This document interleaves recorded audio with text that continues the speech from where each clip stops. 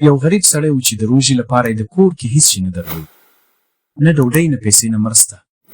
خو هغه داسې کار وکړ چې ټول کلی حیران شو. د ماښام وخت رانږدې کېدو. د هغه کوچني ماشومان وږي ناست وو او ښځه یې په سترګو کې اوښکې لرلې. خو ناڅاپه د دروازې نه داسې ټک ټک وشوه چې د هغه ژوند بدل شو. خو پوښتنه دا ده، دروازه چا وټکوله؟ رحمت دروازه خلاصه کړه. بهر یو ناشنه سړی ولاړ و، د هغه په لاس کې د خوراکو ډک کڅوړه وه.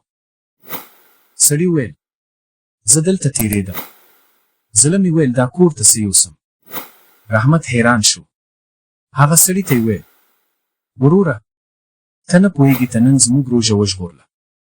ماشومان خوشحاله شول، ښځې دعا وکړه او رحمت پوه شو. کله چې انسان په الله باور وکړي، مرسته حتما راځي.